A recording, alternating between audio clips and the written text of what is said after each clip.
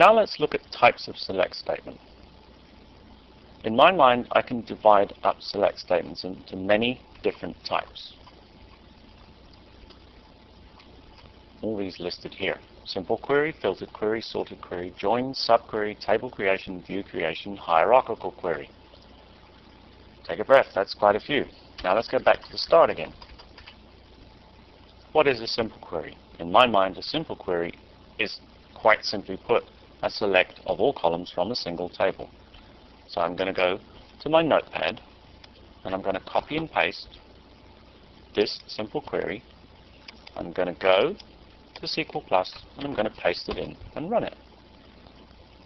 The simple query selects all columns from the category table. Let me show you a trick. Let's say I wanted to run that command again. I simply type the front slash, which means look at the last command in the buffer, the last SQL statement, and re-execute it. The one thing you can probably notice here is that the category table actually has three columns: category ID, name, and parent ID. I cannot see the parent ID because it's off the screen and I've set wrap off and I've set the line size to 132. I could wrap it, so I could set wrap on again, and I could once again select star from category, and it would wrap around to the next row, which doesn't appear to have done, because what I've got to do is to set wrap on and paste it again and again.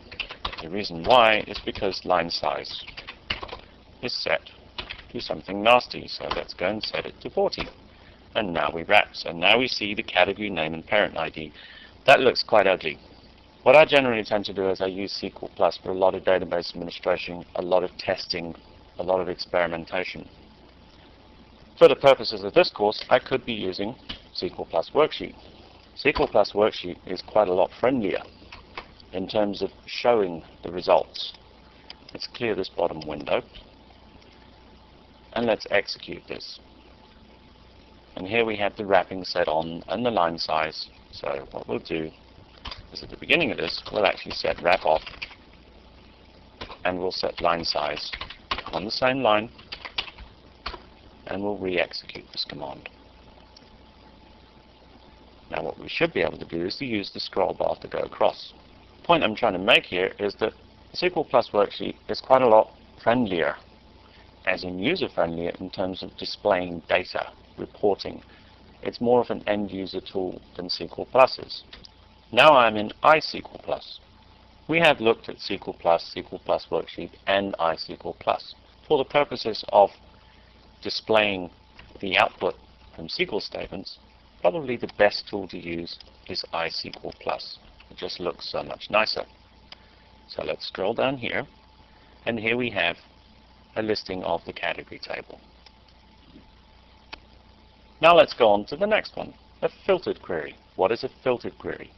All a filtered query is doing is selecting from the table and then applying what's called a where clause. It's filtering out data. Here I am selecting all rows that match a pattern of A and anything.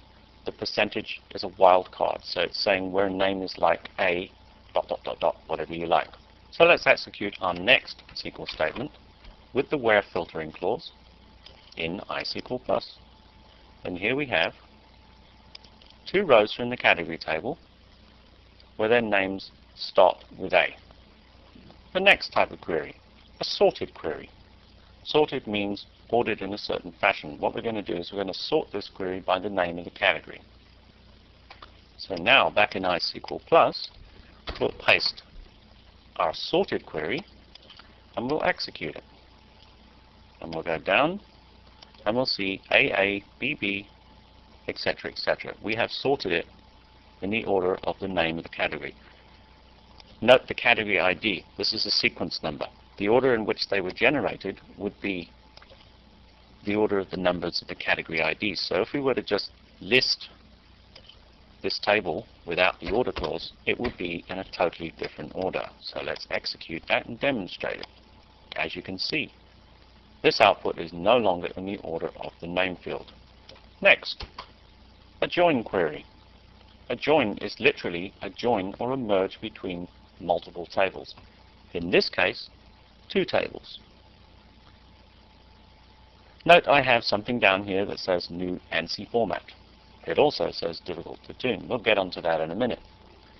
The new ANSI format is from the American National Standards Institute, which is more or less a non-profit organization which establishes standards for programming languages, etc. Oracle allows compliance with the ANSI format. However, most relational databases use SQL in their own proprietary format. It's more or less very similar to this. Oracle has certain tricks and tips, which we'll look at later on, which allow you to tune Oracle SQL statements very proactively. The ANSI format, because of the way it's structured, from what I've seen lately in Oracle 9i, could be possibly very difficult to tune. At this stage, these select statements are getting a little complicated, and we're getting a little bit ahead of ourselves. So I'm not going to show you any more physical examples in SQL Plus or SQL Plus Worksheet or iSQL Plus at this point in time. I'm just going to show you how they're structured and simply describe them very quickly. As we've already discussed, a subquery is a query executed within a query, or in many other ways.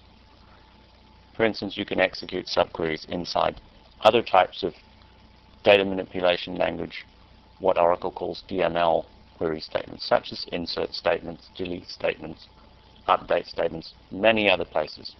The point is, it is a subset query executed inside some other piece of SQL code.